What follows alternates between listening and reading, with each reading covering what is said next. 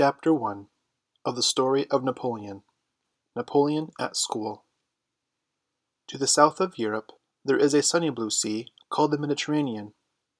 In this sunny blue sea, about 50 miles from the coast of Italy, lies the island of Corsica, a rugged and beautiful little island full of mountains. Its people are hardy and brave, and like all mountain peoples, they love liberty. But for hundreds of years the island belonged to the Republic of Genoa. The people hated to be ruled by Genoa, and at last, under a leader called Paoli, they rebelled and fought for freedom, fought indeed so well that they nearly drove the Genoese out. Then the Genoese asked the French to help them, and at last, tired of the struggle, they sold the island to France. At that, the Corsicans were very angry. What right had the Genoese to sell them like cattle to a new master? They asked. So they went on fighting the French, as they had fought the Genoese. Among those who fought were Charles Marie Bonaparte and his brave wife Letizia. Bonaparte was an Italian, but for many years his family had lived in Corsica. He was a noble, but in Corsica there was little difference between nobles and shepherds. They were all poor and proud alike. Letizia was young and beautiful, yet she bore all the hardships of war bravely. She followed her husband even to the battlefield. She was often in danger from flying bullets, yet she feared nothing, and thought only of the safety of her husband and the freedom of her country. By mountain paths, steep and narrow, through trackless forests, called in Corsica maquis, over streams where there were no bridges, Letizia followed her husband. She was only a girl, but she had the heart of a hero, and not until the struggle proved hopeless did she give in. For France was great, and Corsica little, and brave though the people were, they were at last forced to yield. Their island became part of the French dominion, and their leader Paoli fled over the seas. And here, in this little isle, almost before the roar of battle had ceased, among a people full of sullen anger and bitterness against their conquerors, one blazing August day in 1769, a little son was born to Charles and Letizia Bonaparte. They gave him the name of Napoleon, a name which he was to make famous all the world over and for all time to come.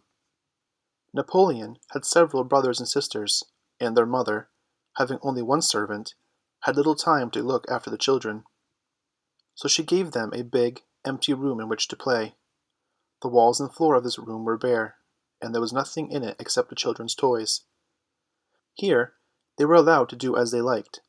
They scribbled and drew pictures on the walls, and played at all sorts of games. Napoleon always drew soldiers marching to battle, and he played with nothing but a drum and a wooden sword. He used to get up battles amongst the boys of the neighborhood. The wars would last for months at a time, during which there would be many fierce fights, surprises, and assaults. Napoleon was always leader, and made the others obey him. He was afraid of no one, and he bit, scratched, and slapped anyone, big or little, as he chose. He was often nosy and quarrelsome, and bullied his brothers and sisters, especially Joseph, who was older than he. But at times, even when he was a very small boy, he would be moody and thoughtful, and would walk about by himself, refusing to speak or play with the others. He was an untidy little boy, not caring in the least how he was dressed. Straight dark hair straggled over his brown face, his stockings hung down over his shoe tops, and altogether he must have looked a wild little harum-scrum. When Napoleon was about 5 years old, he was sent to a school for little girls kept by nuns. But he did not stay long there, and was soon sent to a boys' school with his brother Joseph. Here the boys in class were set opposite each other in 2 rows, each under a large flag. One was the flag of Carthage, the other the flag of Rome, with SPQR upon it, which means Senatus Populusque Romanus. It is Latin for the Senate and People of Rome. The boys were arranged like this so that each side might try to learn better than the other, and fight and conquer in lessons, as the Romans and the Carthaginians fought in war. As Napoleon was the younger of the 2 brothers, He was put on the side of Carthage, but he did not like that at all, for in history he knew the Romans had always been the conquerors, and he liked to be on the winning side. So Joseph, who did not mind so much, changed with Napoleon, and allowed him to be a Roman. Napoleon loved soldiers better than anything else, and he longed to be one. Every morning, before he went to school, he was given a piece of white bread. This he used to give to a soldier in exchange for a piece of coarse brown bread. His mother was not very pleased at this. "Why do you give away your good white bread for a piece of brown?" she asked him one day. "Because," replied Napoleon, "if I'm going to be a soldier, I must get used to eating soldiers' bread. Besides, I like it." As he loved soldiers so much, his father and mother decided that he should be one. And one December day, a little ship sailed away from Corsica, carrying Charles Bonaparte and his two sons, Joseph and Napoleon, over the sea to France. Napoleon was not yet 10, and Joseph scarcely a year older. He was going to learn to be a priest, and Napoleon to be a soldier. The boys were sent to school at a town called Autun. With his fellows, Joseph soon became a favorite. He was a little shy at first, but he was lively and gay, and joined in games with other boys. Napoleon, on the other hand, was silent and sad. His dark face looked sulky, and instead of joining in the games, he liked best to go about by himself. So the boys teased him. They called him "cowardly Corsican," and reminded him that his island had been conquered by the French. At first Napoleon paid no attention. Then suddenly, one day, flashing round on his tormentors, he cried, "If the French had been 4 against 1 only, they would never have had Corsica, but they were 10 to 1. But if Joseph was the greater favorite, Napoleon was far the more clever.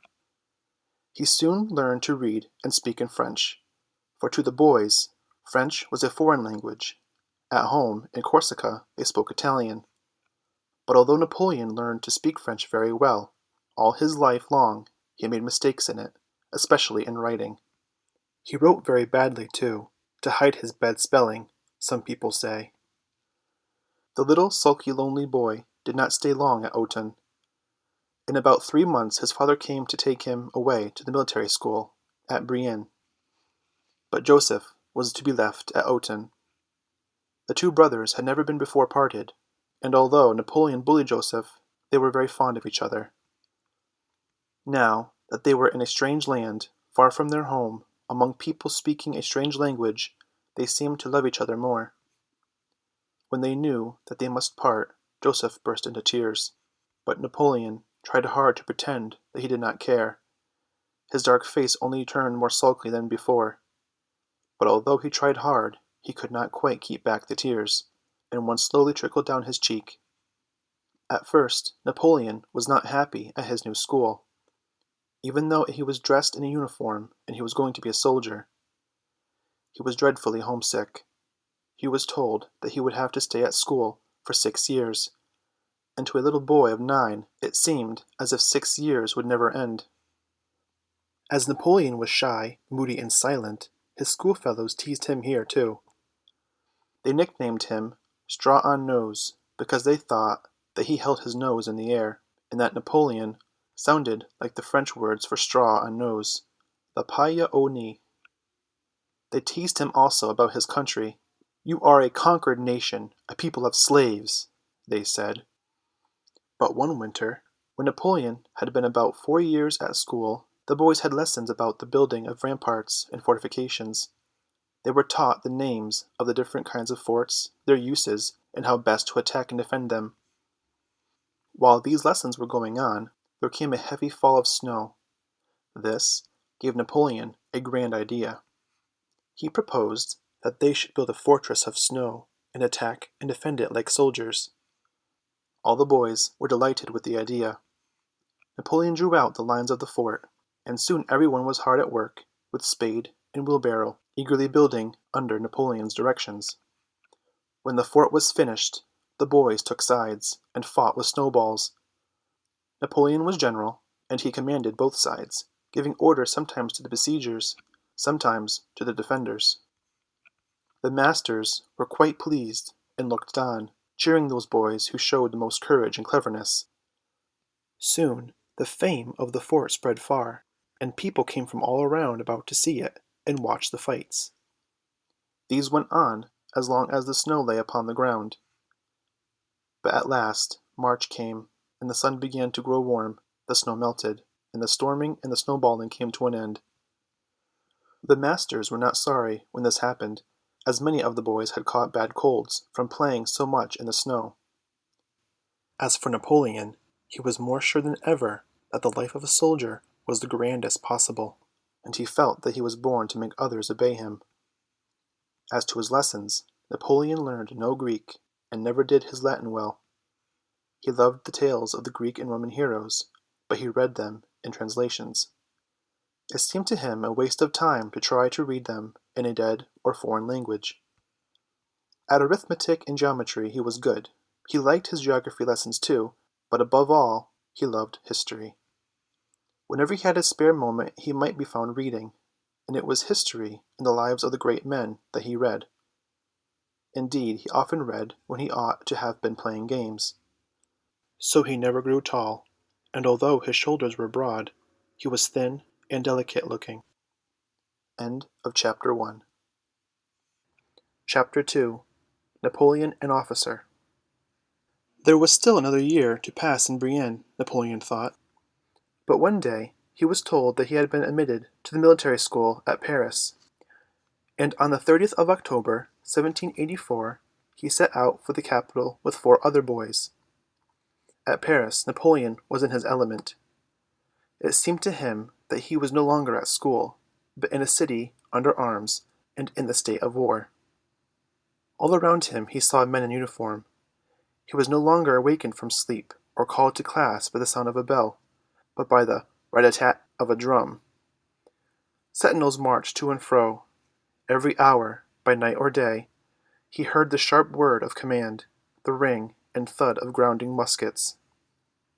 All the talk was of war, and the boys discussed together the regiments to which they would belong, their uniforms and arms.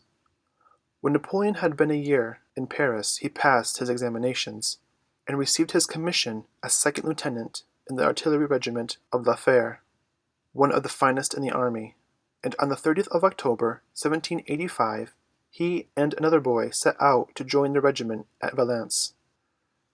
They were the only boys of 16 and 17, but they felt very grand, for now they were real officers. They wore swords and belts and silver collar clasps, but to their great grief they were not yet allowed to wear the uniform of the regiment, but had to travel in their school uniforms.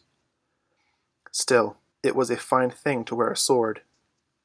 So they climbed joyfully into the Lyons coach, and were soon whirling away southwards behind spanking horses. The La Fère regiment, being one of the best, was one of the most hard-working of the French artillery. The men got up early and worked hard at marching, drilling, and shooting. Napoleon was in a way still a pupil. He had to begin at the bottom, to serve first as a gunner, then as a corporal and sergeant, so that he might know his work in every detail. Then only was he considered fit to be an officer. Besides drilling and studying gunnery, he read everything he could about soldiers and about war. He learned, too, to draw maps and plans, and as he was one of the keenest, soon became one of the best of the officers of the regiment. But he did not spend all his time in work. He often went home on leave. He had his share, too, in all the fun and jokes of which his companions were fond. He took part in dinners, balls, and parties. Indeed, since he had become an officer, Napoleon was no longer the moody boy he had been, although at times he might have fits of passion. But meanwhile, as the days and months went on, great changes were taking place in France. At this time, the position of king and the people in France was very different from what it was in Britain. The people of Britain, through long years of struggle, had gained freedom. There they lived under what is called a limited monarchy, that is, the power of the king was held in check by lords and commons. But in France there was no check upon the king. He could do as he liked. Under him there were the three estates, that is, the nobles, the clergy, and the people. The nobles and the clergy paid no taxes. They were called the privileged classes. They and the king spent a great deal of money. So the third estate, that is, the people, had to pay. Every year the king and his nobles spent more and more. Every year the people had to pay more and more. As the years went on, the people grew more and more miserable, and more weary of their rulers. Many of them were very ignorant. They hardly knew what was wrong, or how it might be put to right. They only knew that they were poor, miserable, and hungry. Riots grew frequent. The summer of 1789 was stormy with them. At last the people broke out fiercely in Paris. They seized and pulled down the state prison. The king was powerless. "This is revolt," he said when he heard of it. "Nay, sire," replied the minister, "it is revolution." Soon, all over France revolution was blazing. The king was driven from the throne. Everything was turned topsy-turvy, and men knew not whom to follow. But Napoleon was no Frenchman. He was a Corsican. The troubles of France did not touch him, except that he thought perhaps out of them good might come to his dear island. And so in this time of wild unrest he asked for leave and went home. For the next 4 years Napoleon divided his time between France and Corsica. Corsica, like France, was in a state of turmoil and anarchy. Paoli, the great Corsican hero, had returned from exile, and was everywhere greeted with cheers. When a boy, Napoleon had loved and honored Paoli, but soon these two, the great old hero, whose work was done, and the brown-faced lad, whose work was only beginning, quarreled. The story of these quarrels is hard to follow, but at last Napoleon, who had been a great patriot, took side of France. Then he and all his family were forced to flee from Corsica in secret, and after many adventures, they arrived safely in Marseille. There Napoleon left his mother and sisters in great poverty, and went to join his regiment, which is now at Nice. From henceforth he was a Frenchman. When the French rebelled against their king, many of the princes and rulers of their countries of Europe joined together and threatened to make war against France, unless the French people placed Louis upon the throne again. At first, Britain did not openly join with the others, but in January 1793 the French put their king to death, and a few weeks after Britain joined the Allies. Even some of the French themselves joined them, so that France had to fight a civil war as well as one against foreign enemies. Among the French who helped the Allies, and who were helped by them, were the people of Toulon. An army of the Allies took possession of the fortress, and a squadron of British ships lay in the harbor, while the French Revolutionary Army besieged the town. Napoleon now joined his army as commander of artillery, and it is from this siege of Toulon that his fame as a soldier dates. It is said by some, indeed, that the taking of the town was almost entirely due to him, but others think that his part in it was really very small. However that may be, when Napoleon arrived at Toulon, the army was badly officered, and there was hardly any artillery at all. He at once set eagerly to work, and in a few days he had 40 cannon and everything needed for the building of new forts. He gathered shot and shell too, and built forts and batteries. He wrote, ordered, and fought unceasingly. For weeks the siege went on. There were attacks and counterattacks, assaults and sallies, and at last a fort called La Aiguillette was taken. "Tomorrow, or the day after, we shall sup in Toulon," said Napoleon. And he was right. The British ships made ready to sail away. The people of Toulon were seized with panic. The British ships were their last and only hope. Nothing else could save them from falling into the hands of the terrible revolutionists, so they made ready to go with them. Soon the sea was crowded with boats, carrying terror-stricken men, women, and children to the fleet. In their haste many were drowned, sometimes whole boatloads being overturned by the too eager crowds. All day the fight lasted. Then about 9 o'clock in the evening a terrible explosion shook the earth.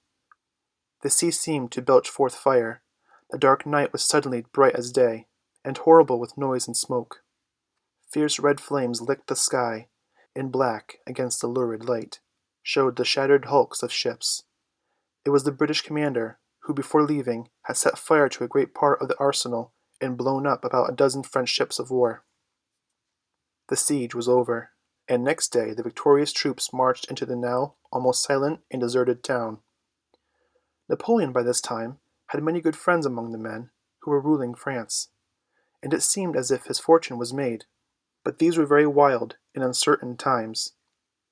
His friends fell into disgrace. Napoleon himself was put into prison for a short time, and at last we find him once more, poor and lonely, wandering the streets of Paris, with nothing to do. But it was now, when he seemed forgotten and cast aside, that his great chance came to him. France, besides having to fight outside enemies, was full of unrest and discontent within its borders. The people were tired of the Convection, as the government was now called, and wished to overthrow its power. At last the citizens of Paris took arms, and resolved to attack the palace of Tuileries. The members of the Convention then gathered to a consult. They knew their danger was great. They must do something quickly, if they were not to be overthrown. But who was to lead their soldiers? Suddenly, one of their number, called Barras, rose. "I know the man whom you want," he said. "He is a little Corsican officer who will not stand on ceremony." So Napoleon was sent for. It was by this time late at night. But Napoleon began to work at once, and by 6 o'clock the next morning every street leading to the Tuileries was guarded with cannon. The rioters had no cannon, but they were well armed with muskets, and 30,000 of them came crowding along the narrow streets to besiege the palace. For many hours the two forces stood facing each other, neither exchanging a shot. But at last, about 4:30, someone fired. It was a signal for all to begin. Napoleon's cannon swept the streets. The rioters fled before the hail of grape-shot, leaving their dead upon the ground. By 6 in the evening all was quiet again. Thanks to the little Corsican, the Convention had won, and Napoleon had gained for himself the post of Commander-in-Chief of the Army of the Interior. One day very soon after this a boy of about 12 asked to see Napoleon. The boy's name was Eugène Beauharnais, and with tears in his eyes he told Napoleon that his father had been a soldier. He had fought for the Republic, but had been killed. Now Eugène came to beg for his father's sword. Napoleon was sorry for the boy, and ordered at once that the sword should be given to him. As soon as Eugène saw it, he seized it, kissed it, and carried it away happy. The next day Eugène's mother, who was a very beautiful lady, came to thank Napoleon for having been so kind to her boy. Soon Napoleon began to love this beautiful lady, although she was many years older than he. She loved him too, and in a short time they were married. So in a few months, from being almost penniless to unknown, Napoleon had become famous and well off, and he had married a fine lady, who was able to make friends for him among the rulers of the land. But Josephine de Beauharnais had married a great man, or rather a man who was going to be great, and a few days after the wedding they had to say good-bye to each other. For among the Alps there was still fighting, and Napoleon was ordered off to take command of the army of Italy. It will not be possible to follow Napoleon through all his battles. He had to fight two armies, one Austrian and one Sardinian. Against so strong an enemy he knew that his only hope was in quick marches and surprises. He must surround and astonish the foe, and take him at a disadvantage. To do this his own army must travel without baggage, so as to be able to move quickly, and must trust to finding all they needed for food and clothes in the country to which they went. Napoleon knew that if the two armies of his enemies joined and attacked him together, they would be too strong for him. So he tried to keep them apart, and to fight first one and then the other. This he succeeded in doing. He led his soldiers with splendid skill.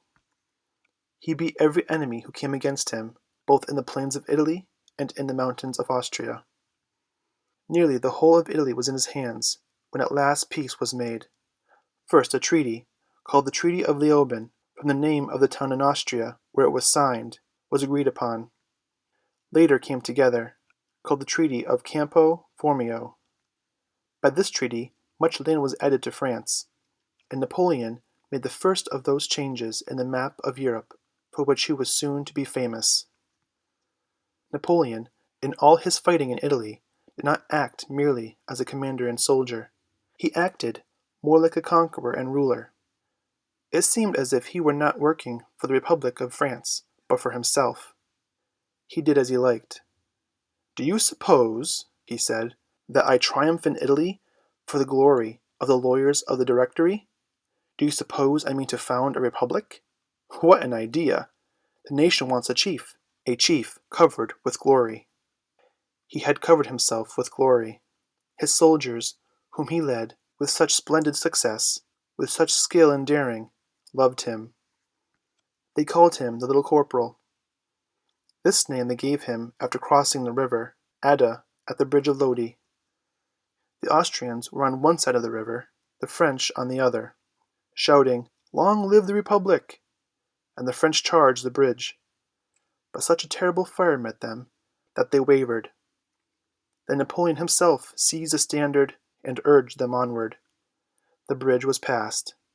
Right up to the enemy's guns they charged. The gunners died at their posts, but the Austrians were scattered, and fled in utter confusion, chased by the French, until darkness ended the flight and slaughter. Napoleon himself called it the terrible passage of Lodi, and it was after this battle that the French delighted in their clever leader, and called him the Little Corporal, which for many a day was his name among his soldiers. End of Chapter 2. Chapter 3. Napoleon in Egypt. After the Treaty of Campo Formio was quite settled, Napoleon said goodbye to his army, and set out for Paris. When he arrived, the people greeted him eagerly, and thronged to see him. They changed the name of the street in which he lived to Victory Street. But the rulers, the Directory, had begun to be afraid of this imperious soldier, who looked so small and delicate, and who had yet a will of iron, and seemed to hold the fate of nations in his hand. They were jealous of him too, for wherever he went, it was the conqueror of Italy who was cheered, not the rulers of France. Every soldier declared that it was high time to be done with lawyers, and make the Little Corporal king. France and Britain were at this time bitter enemies, and the French were eager to conquer Britain. So Napoleon decided to carry out a plan which he had long thought of. That was to conquer Egypt, to found a colony there, and thus in some way injure Britain's trade with India and the East. Egypt at this time was claimed by the Turks, and formed part of the Ottoman Empire. France and Turkey were at peace, but that made little difference to Napoleon. The Directory agreed to Napoleon's plan for conquering Egypt. They were very anxious to get the better of Britain in some way, and they were not a little anxious to get rid of Napoleon, and keep him busy at something away from France. For this expedition into Egypt, Napoleon gathered together about 20,000 of his finest soldiers and cleverest officers. And although the preparations were made with great secrecy, the British government learned that something was going on, so Nelson was sent with some ships to watch the Mediterranean. But in May, when the French fleet was ready to sail, a great storm arose. It did such damage to the British ships that Nelson was obliged to put into a port in the island of Sardinia to repair them. As soon as Napoleon knew that the way was clear, he gave orders to sail. On a beautiful May morning, just as the sun was rising, the great fleet sailed out on the waters of the Mediterranean. "Soldiers," said Napoleon to them as they set out, "you are one of the wings of the army of England. All eyes of Europe are upon you. You are going to do more than you have ever done for the prosperity of your fatherland, for the good of man, and for your own glory." Besides speaking to them in this grand way, Napoleon promised each man that he should come home rich enough to buy 6 acres of land. When Nelson found that Napoleon had left Toulon, he sailed up and down the Mediterranean looking for him, but he could not find him. Meanwhile, Napoleon reached Malta, took possession of the island, left a garrison of Frenchmen there, and sailed on his way to Egypt. On the 30th of June, just as the sun was setting, Napoleon arrived at Alexandria. A storm was blowing, and such waves were beating upon the shore that it was dangerous to land. But seeing a strange sail in the distance, Napoleon would not wait. He feared that the British were at last upon his heels. "Fortune," he cried, "I ask but 5 hours. Will you deny them?" And so, in the darkness and the storm, the troops were landed. But the waves were so fierce that many of the men were drowned. Then, through the night, the French marched to Alexandria, and wearied and hungry as they were, attacked it in the dawning of the day.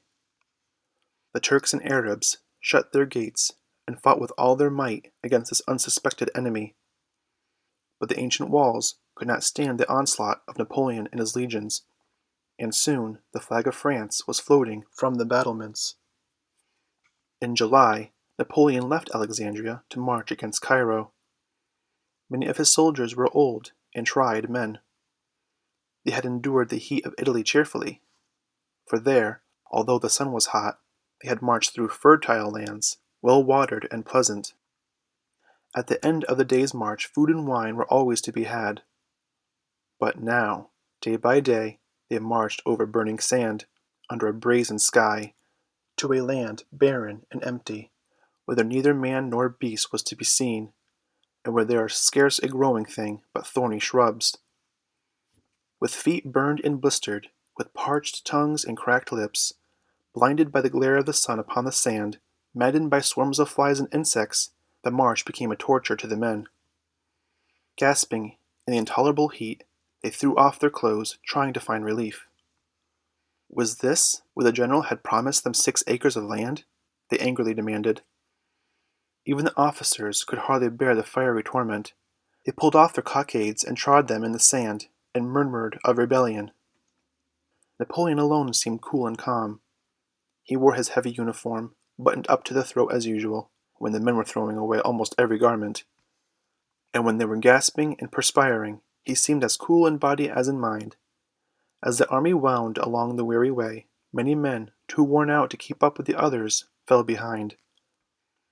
Then, out of the dust of the desert, through the glare of the dazzling sun, a company of fleet-mounted Arabs would dash upon the stragglers.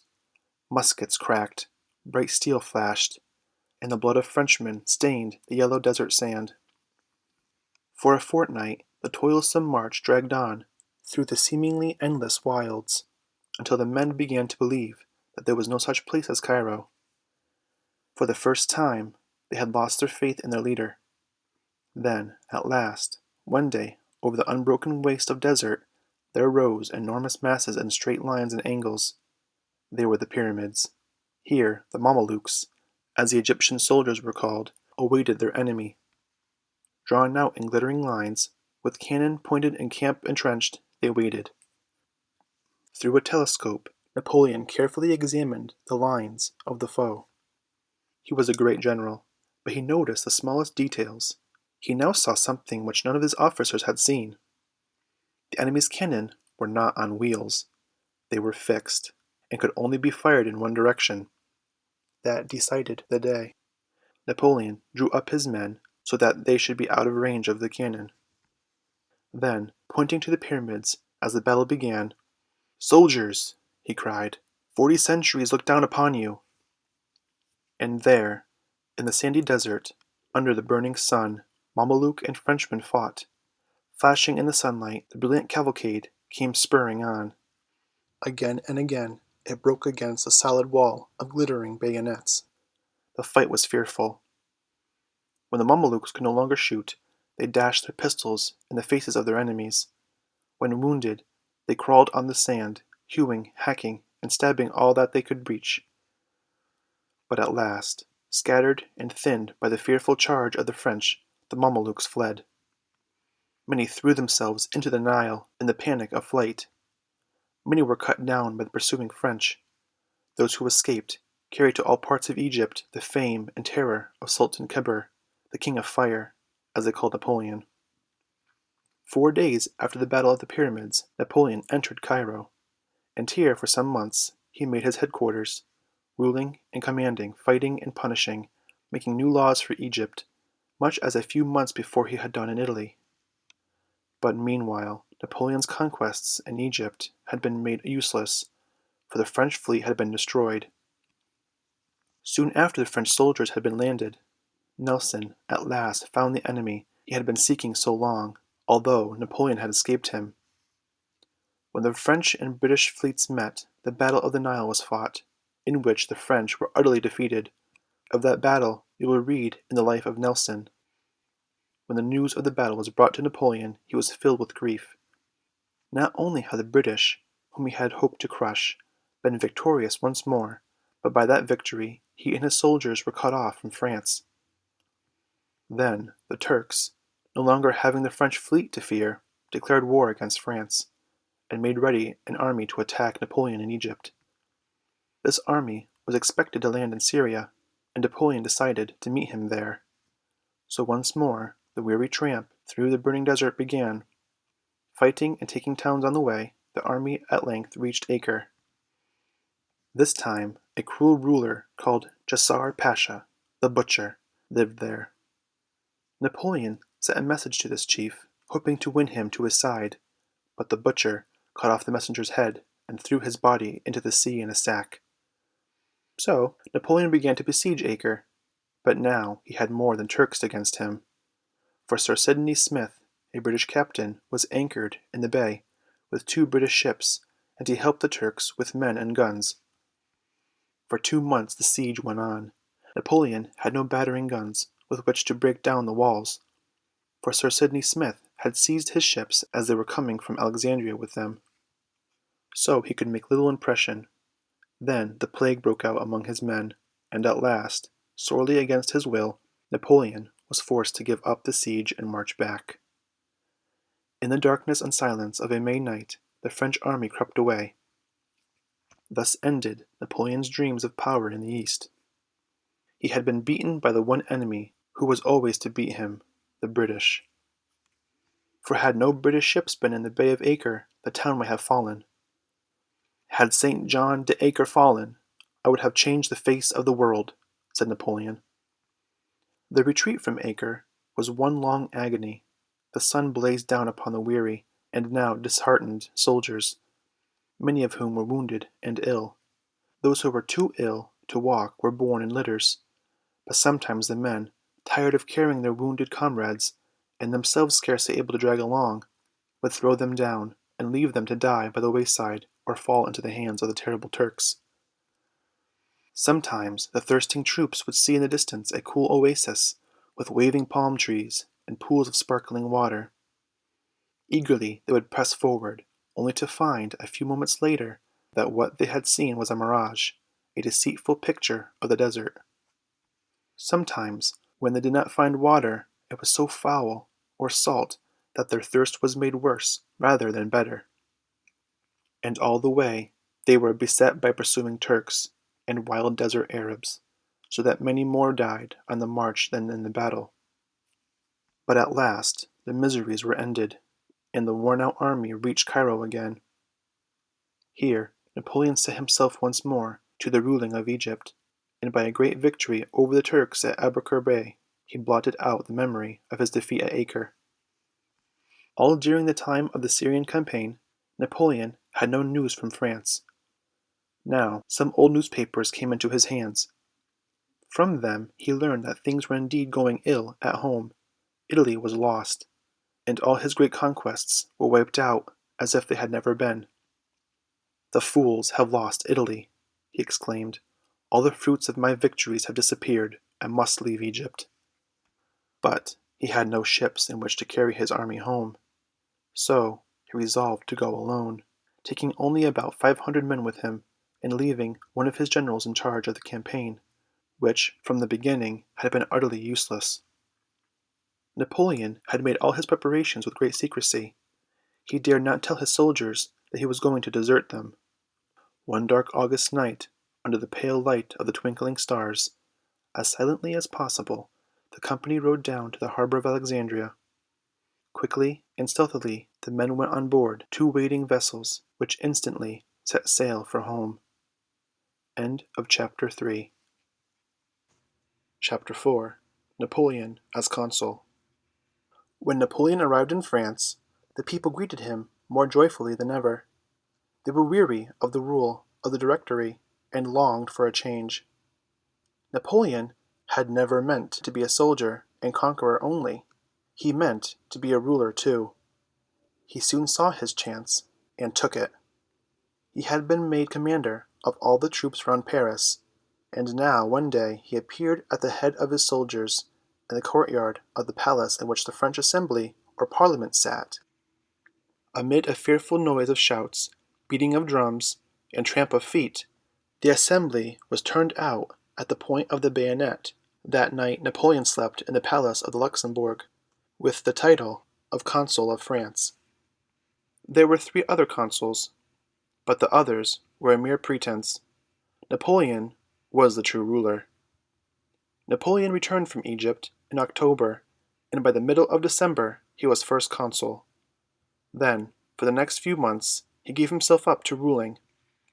Under his firm hand France, which had been born and tossed in wild unrest for 8 years, now seemed to find a little calm. But all around the borders of France there was war still. Austria and Britain were her chief enemies. With Britain at this time Napoleon would have been glad to make peace, could he have done so on his own terms. Austria he meant to crush, and to crush in such a way as would make Europe ring with the name of Bonaparte. He meant to do great deeds, at which the world would stare in wonder. He meant to have peace too, but peace after victory. The army of Italy was still fighting under a brave general called Massena, but now he was shut up in Genoa, a British fleet bombarding him from the sea, and an Austrian army surrounding him on land.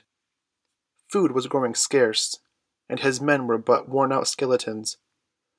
The Austrians believed that they should very soon beat him, and then they would be able to march into France. Napoleon now gathered an army called the Reserve, with which, he gave out, he was going to march to the help of Massena. But the Austrians laughed at the reserve army, for it was made up of ill-fed, half-clothed, raw recruits. Napoleon went to Dijon to review these new recruits, but he stayed there only 2 hours and was soon speeding on his way to Geneva. For 3 months Napoleon had been silently and secretly gathering troops, which by different ways had been sent toward Switzerland. There, too, engineers had been sent to examine the passes through the Alps. Now everything was ready, and the great commander also went speeding to the land of snow mountains. When Napoleon arrived at Geneva, he gathered his engineers around him and began to study the map of the Alps. "Is it possible to pass?" he asked. "It is barely possible," said an engineer. "Very well," replied Napoleon. "Let us be going." Then Napoleon began one of his most famous marches. He crossed the Alps, and, while the enemy awaited him in front, he appeared suddenly behind them. The army was divided into 4, each part going by a different way. The ways through the mountains were called passes. The passes which Napoleon now chose were the Great St. Bernard, the Little St. Bernard, the Mont Cenis, and the St. Gothard. Napoleon himself went by the Great St. Bernard. It was a tremendous march, for in places there was not even a track, and the men had to stumble as best they could over rough, broken, stony ground. Up in tip they struggled, for a pass is only comparatively low, that is, low when compared with the huge mountains near. The Great St. Bernard Pass is more than 8,000 feet above sea level. It was hard enough for men laden with knapsack and gun to toil upwards, but to drag heavy cannon up was still harder. The path was so terrible that it was found to be quite impossible to bring them up on their carriages. No wheels could pass over the grounds, so each cannon was taken from its carriage, and was put into the trunk of a tree, which had been hollowed out to fit it. 100 men were then harnessed to each tree trunk, and so the cannon were dragged over snow and ice, along narrow, giddy paths where only the chamois or the goatherd had left a track. The carriages were taken to pieces, the wheels were slung on poles, and carried on men's shoulders. Food for the army had to be carried too. This was laden on mules. They were sure-footed, hardy beasts accustomed to the wild mountainsides, and so could carry weight even over the rough path. But with the cavalry horses it was different.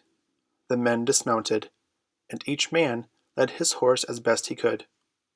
Thus for 5 days an endless stream of men and horses passed among the silent hills, churning the white snow into a brown morass, filling the still air with the hum of voices and the clank and gangle of steel, awakening the echoes with the sound of drum and trumpet. On and on went the men, slipping, sliding, panting, breathless, hardly daring to pause in places lest those behind should be thrown into confusion, stumbling knee-deep into snowdrifts, clambering round boulders, but always upward and upward. At last they reached the summit of the pass. Here is the Hospice of St. Bernard, founded by St. Bernard de Menthon nearly 1,000 years ago, and here, all the year round, live the good monks of St. Bernard, ever ready to aid travelers. When the wearied soldiers reached the top of the pass, the good monks gave them a meal of bread and wine and cheese, and then the long descent began. For the horses and mules, this was almost more difficult than the ascent. But sliding and stumbling, they at last got over the worst of the road with no serious accident. But a new difficulty now arose.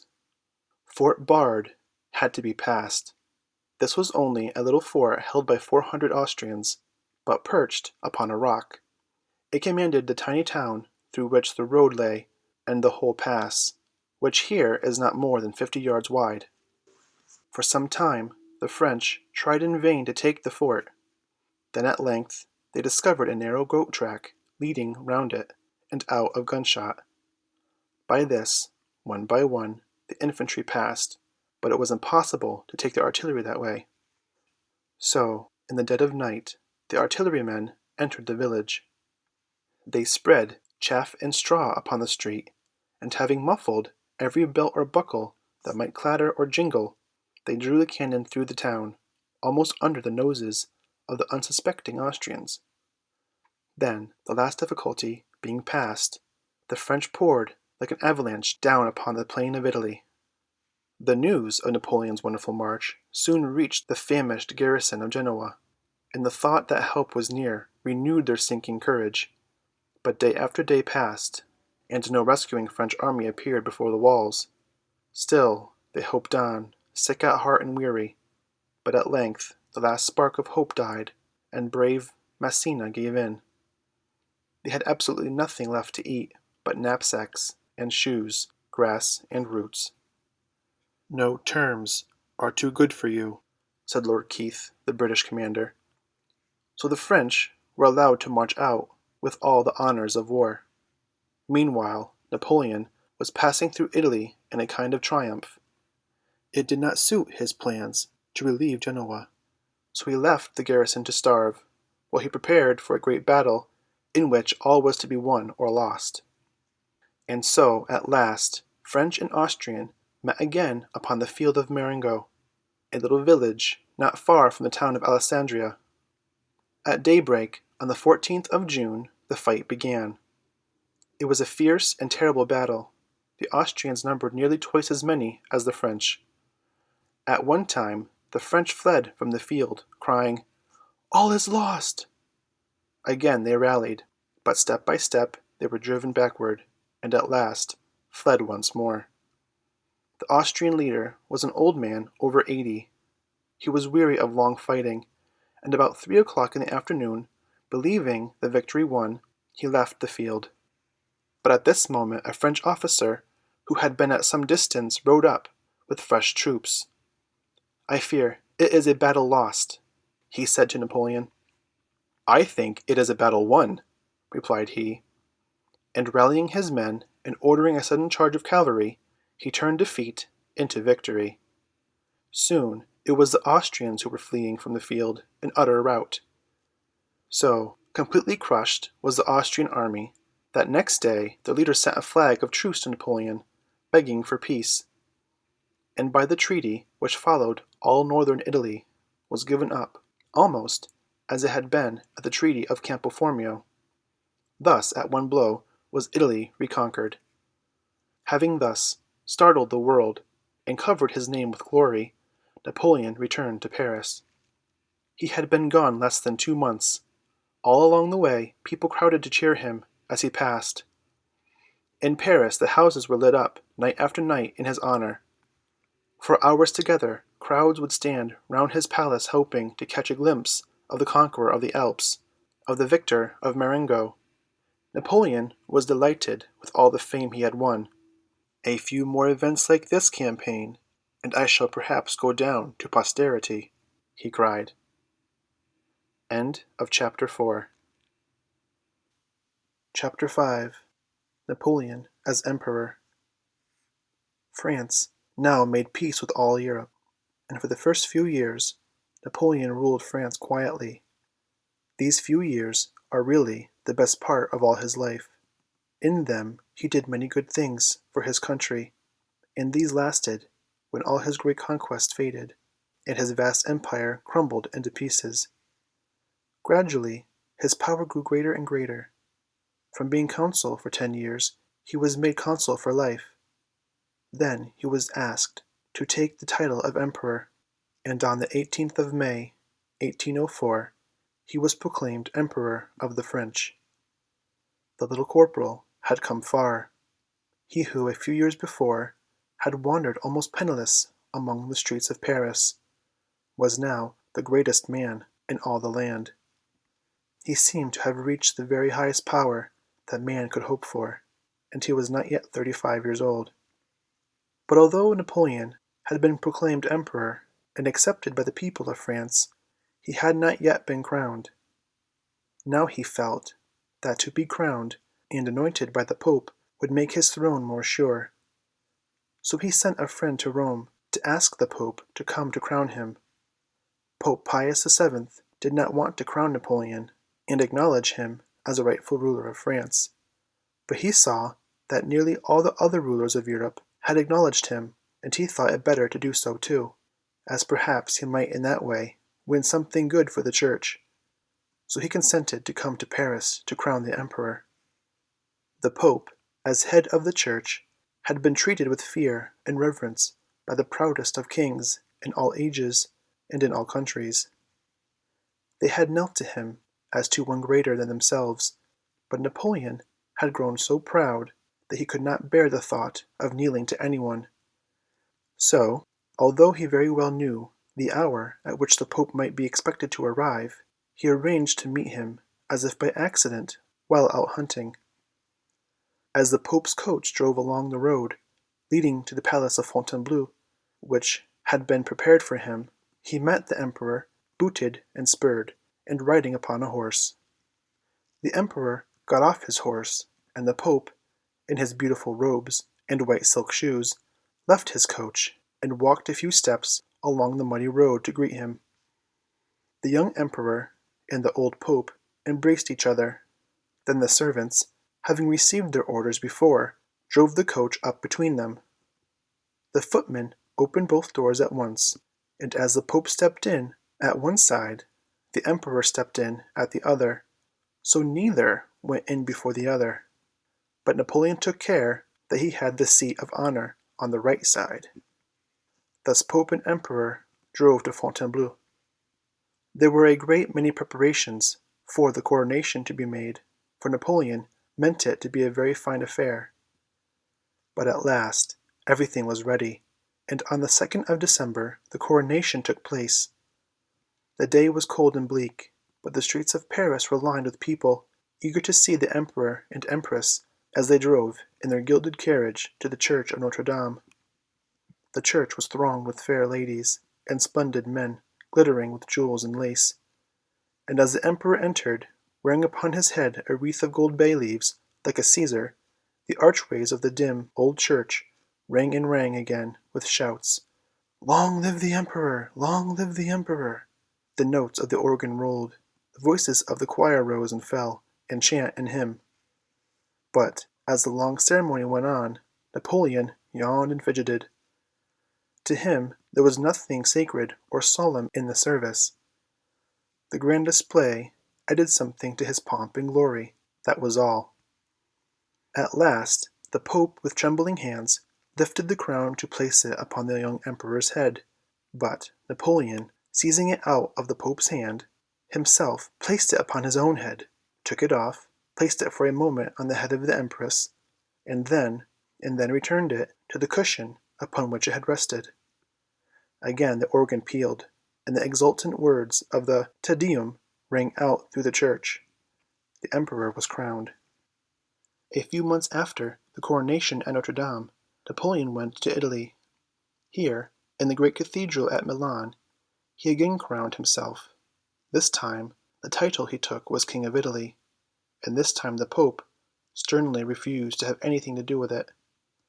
At Paris he had received only empty promises and insults as his reward, and he now knew that he had nothing to hope from the new emperor. But while Napoleon was placing crowns upon his own head, the rulers of Europe were again joining against him, for they saw that the emperor's power and desire for still more power were becoming so great that none of the crowns were safe.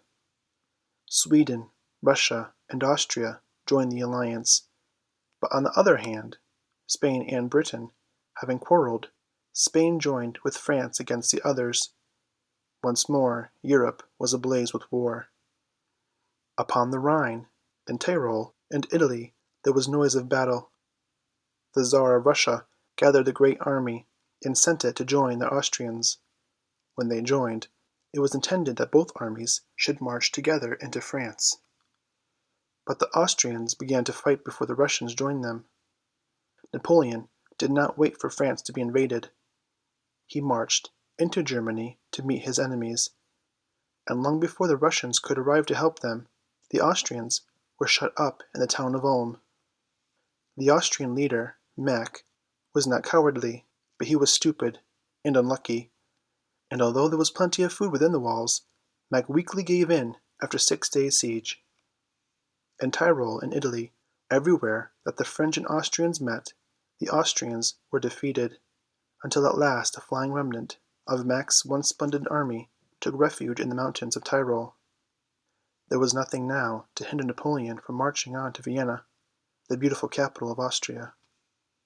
And the Emperor Francis, knowing that Vienna could not stand a siege more than a few days, made up his mind to leave the town. So on the 13th of November, less than a month after the taking of Ulm, the French entered the Austrian capital. While Napoleon was at Vienna, living in the Emperor's beautiful palace of Schönbrunn, bad tidings came to him. He heard that the French and Spanish fleets had been utterly destroyed in the battle of Trafalgar. "I cannot be everywhere," he cried angrily when he heard the news. That the French had again been defeated by sea made the Emperor more eager to win fresh fame by land. The Austrian army was shattered, but the Russians were still to beat. So from Vienna Napoleon marched out to meet them. Upon the plain of Austerlitz, not far from the town of Brunn, a great battle was fought. It has been called the Battle of the Three Emperors, for there were 3 emperors present: the Emperor of Germany, the Holy Roman Empire, the Emperor of Russia, and the Emperor of the French. The morning of the 2nd December dawned cold and bleak. A thick white fog shrouded the land, but with the first streak of day both camps were astir. Through the white dimness came muffled sounds, and ghostly figures loomed and passed. Then suddenly the fog lifted, and the sun shone out in golden splendor. The French soldiers greeted it with a shout. It seemed to them as if it rose to do honor to their own emperor, for it was the anniversary of his coronation day. "The sun of Austerlitz has risen!" cried Napoleon in exultation. In the fog the 2 armies had moved close to each, and now the fight began. It was a terrible battle, and raged all the short winter's day. "It was absolute butchery," says one who fought there. "We fought man to man. For a time it seemed uncertain who should win, but when the night fell the Russians and Austrians were flying from the field. Many lay there dead, and 20,000 were prisoners. Thus once more Napoleon had triumphed, and now Austria made peace with France, and the Russians marched away to their own land. This peace was called the Treaty of Pressburg, from the name of the town at which it was signed. By this treaty the map of Europe was again changed, and still more lands came under Napoleon's rule. Some of these lands he gave to his relations, for Napoleon had made up his mind not only to be great himself, but to make his whole family great. "I can no longer have shabby relatives," he said. "Those who will not rise with me shall no longer be of my family. I am going to make a family of kings." So he made his brother Joseph king of Naples. His brother Louis, who had married Josephine's daughter, Hortense, was made king of Holland. General Murat, who had married Napoleon's sister Caroline, was made Archduke of Berg. He made Eugene Beauharnais marry the daughter of the King of Bavaria, and a little later he made his brother Jerome marry the daughter of the King of Württemberg. In every way Napoleon tried to make his family great, and so surround himself with splendor. End of Chapter 5. Chapter 6. Napoleon and Prussia. All this time Prussia, the greatest of the German states, had held aloof. The king was very unwilling to plunge his people into war, so he tried to be neutral and keep the peace. Prussia had a large and, it was thought, a well-drilled army, and as long as Napoleon had the Russians and the Austrians to fight, he was not sorry, perhaps, that Prussia should keep peace. He even tried to bribe the king not to fight by offering to give him the Electorate of Hanover. The Electorate of Hanover was of course not his to give. It belonged to the King of Britain. But now, having got rid of the Russians and the Austrians, Napoleon was very insulting to the King of Prussia. Whether he really meant to insult him, and so drive him to war, or whether he was only bent on having his own way, without caring how he hurt others, does not matter. A new war, this time between France and Prussia, soon began. Britain, Russia, and Austria would all have helped Prussia, but King Frederick William, after having held back for so long, now rushed into war, before his own plans or those of his allies were ready. Although Prussia had a great army, many of the officers were old, and the country had been so long at peace that they had forgotten the best ways of fighting. Napoleon, on the other hand, was always fighting, always watchful, always ready. So just as he had quickly marched against the Austrians, before the Russians had time to come help them, now he marched against the Prussians. It was near Jena that the great battle of the campaign was fought. Like the dawn of Austerlitz, the dawn of Jena was shrouded in mist. Not until 10 o'clock did the thick clouds roll away, and the warm October sun shine out. Then, and not till then, did the Prussian leader see that he had to fight, not a small part of the French army, as he had thought, but more than 83,000 men, under the great emperor himself. He himself had scarcely more than half that number. Once more the battle raged, and once more it ended in a great victory for Napoleon, and the Prussians were scattered in fearful rout. On the same day, and at the same time, another battle was fought. This was at Auerstedt, about 15 miles away. It was fought by the other half of the Prussian army, against the French, under General Davoust. King Frederick William was with his army, and at Auerstedt the Prussians far outnumbered the French, but still the result was the same, and the French won the day.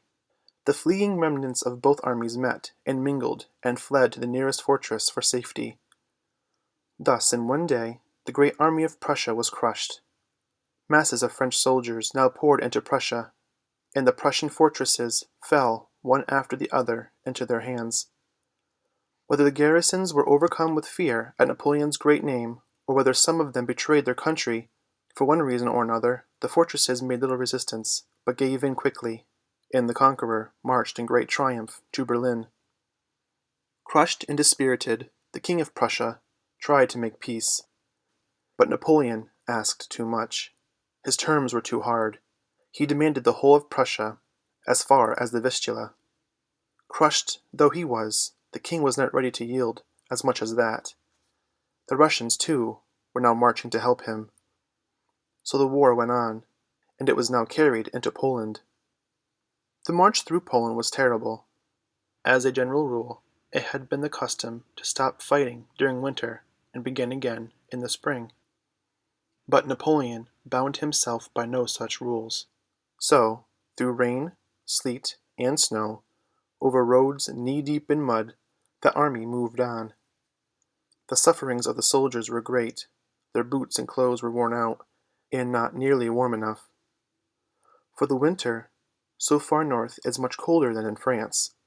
Food was hard to get, no bread was to be had, the water was muddy and bad. The houses were mere hovels, where men, cows, and pigs all lived together. "And this is what the Poles have the impudence to call a country?" said the French soldiers in disgust. "In Poland we have found a fifth element," said Napoleon. "It is mud." Thus, fighting and marching in cold, wet, and hunger, the army passed the Vistula. Now at last, seeing that his men were utterly worn out, Napoleon consented to rest. He took up his headquarters at Warsaw, the capital of the province, while the army found quarters in the little villages along the banks of the Vistula. Napoleon's weary soldiers were, however, only allowed about a month's rest, for the Russians, more used to the bitter cold than the French, began to make ready for battle as soon as the swamps and marshes, hardened by the frost, made it once more possible for horses and cannon to pass. At a little place called pjcsaville, not far from Königsberg, a terrible battle took place. The day was dark and lowering. Heavy clouds covered the gray sky. A bitter wind drove the frozen snow, stinging the faces of the hungry, ill-fed men who had night before had supped on nothing but potatoes. Yet in the midst of all this misery and discomfort both sides fought with a terrible, brutal courage. "The Russians fought like bulls," said the French. Their famous Cossack horsemen charged, and wheeled, and charged again. Cannon roared, muskets cracked and rattled, and amid the screams of horrid clangor of battle, the silent white snow whirled and fell, to be trampled and reddened with the blood of 50,000 men. At last the short winter's day was over, and darkness covered the dreadful field, which in the morning had laid so white and unstained. Both sides claimed the victory, but indeed it was only a useless slaughter. "What a massacre!" cried a French officer, as next day he rode across the field. "What a massacre, and without result!" After the battle of pjcsaville, both armies were so shattered that until the winter passed there was little more fighting. Napoleon even tried to make peace with King Frederick William, offering him this time much better terms than before. But the king answered that he could only make peace which would include the Tsar of Russia, so no peace was made. With the coming of summer, the struggle began once more. After some fierce fighting, the war came to an end with a battle fought near the little town of Friedland. From dawn to dark the battle lasted. The Russians fought fiercely and well, but Napoleon, as he rode about among his cheering, saluting men, cried again and again, "Today is a lucky day. It is the anniversary of Marengo." So, roused by the memory of that great fight, the French fought with double courage. At last the Russian army, broken and dismayed, fled across the Pregel, followed closely by the pursuing French. Then, driven still at the sword's point, day by day they fled, in utter rout, until they passed the Niemen. Behind this broad valley they found shelter from their foes. Upon one bank lay the remnants of the Russian army, upon the other the French. And now that his army was shattered, the Tsar sought for peace, and Napoleon, for many reasons, was ready to listen. In the middle of the Niemen, opposite the town of Tilsit, a gaily decorated and curtained raft was moored. Over it floated the eagle of France and the eagle of Russia. Here the two emperors met and embraced, like brothers rather than enemies. They then went within the curtains and talked for a long time, no one being near to hear what was said, but when they came out again, they seemed more friendly than before. After this meeting, the town of Tilsit, which is in Prussia, but only a few miles from the Russian frontier, was declared neutral, and both emperors went to live there, and held their courts, each in a different part of the town. Now, instead of the horror of war, the town was full of gaiety. There were riding parties, dinners, and balls, and the emperors, who a few days before had been bitter enemies, seemed to have become the best of friends. The Emperor of Russia was young and handsome. He was full of splendid dreams, and eager to be great. Napoleon, too, was young. He was only 37, and already he was the greatest conqueror, soldier, and statesman in the world. Napoleon was often fierce, hard, and cruel, but when he chose, he could seem friendly and lovable. He conquered men and women as he conquered peoples. Now he won the heart of the young Tsar. "I never had more prejudices against anyone than against him," he said, "but after 3/4 of an hour of talk they all vanished as a dream. Would that I had seen him sooner!" The poor beaten King of Prussia was asked also to come to Tilsit, but Napoleon, who treated the Tsar so kindly, treated the king very coldly. He and his queen, who came with him, were not allowed to live in Tilsit. They had to put up with a small mill house outside the town. Napoleon tried in many ways to make the Prussian king and queen feel that they were crushed and beaten enemies. It was only out of friendship to the Tsar, he said, that the king had been asked to Tilsit at all, and in the drawing up of the treaty no pity for him was shown. By it Frederick William lost half his states. End of Chapter 6. Chapter 7. Napoleon and Spain. Besides fighting with Britain, Napoleon tried to conquer our islands by ruining our trade. He forbade all countries on the continent to trade with Britain. But in spite of Napoleon's orders, Portugal went on trading with Britain. Now soon after Napoleon returned from Tilsit, he sent a message to the Prince Regent of Portugal, telling him that he must stop trading with Britain, must seize all British goods and property in Portugal, and declare war on Britain. If he did not do all this, Napoleon threatened that he would declare war with Portugal. Portugal is only a little country, quite unable to stand against such a powerful conqueror as Napoleon. So the Prince Regent agreed to all that was asked, except the seizing of British goods. That he would not do. Then Napoleon prepared to fight. France at this time had hardly a navy. Napoleon had not enough ships in which to send his troops by sea. To make war on Portugal he had to pass through Spain. So now he made a secret treaty with the King of Spain, by which his troops were to be allowed to pass through that country. And when, by the help of Spanish soldiers, he had conquered Portugal, he promised to divide it with Spain. The kingdom of Portugal was at this time ruled by a regent. The Queen, Maria I, was mad, and her son, Prince John, ruled for her. Now, when the regent heard that Napoleon was gathering an army to fight him, he made up his mind to leave the war to Britain, and take his poor, mad mother away to Brazil, which was then a Portuguese colony. So, one wet and cold November morning, the Queen and Prince and many of the nobles set sail, leaving a sad and mourning people behind.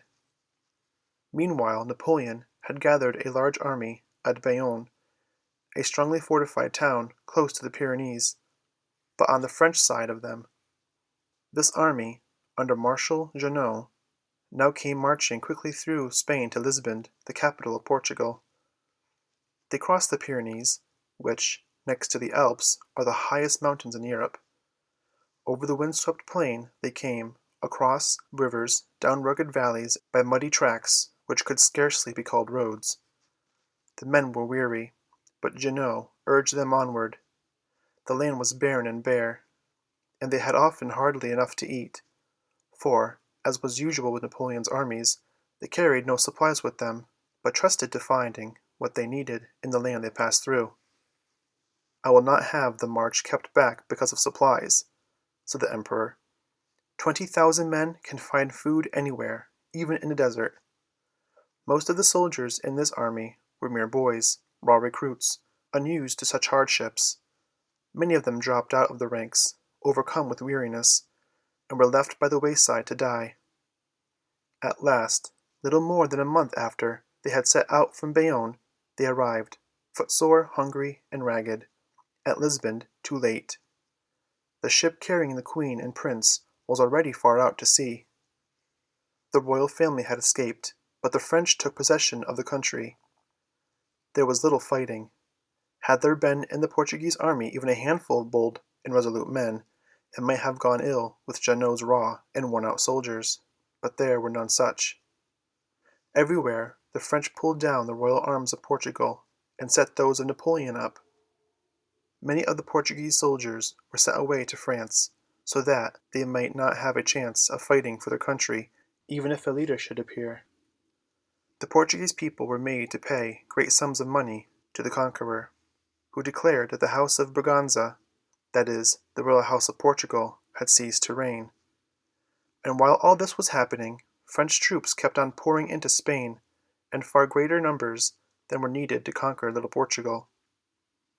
"Write descriptions of all the provinces through which you pass," said Napoleon, as he sent them away. "Describe the roads and the nature of the land. Send me sketches, that I may see the distance of the villages, the nature of the country, and the resources of the land." All this was not necessary if he merely intended to pass through the land to reach Portugal. No, he had another design, far greater than the conquest of Portugal in his mind. Spain at this time was badly ruled. The king, Charles IV, was old and foolish. All the power was in the hands of the queen, who was not a good woman, and of Manuel Godoy, her favorite. He was not a good man, but he had given the beautiful name of the Prince of Peace, because at one time he had helped to make a peace with France.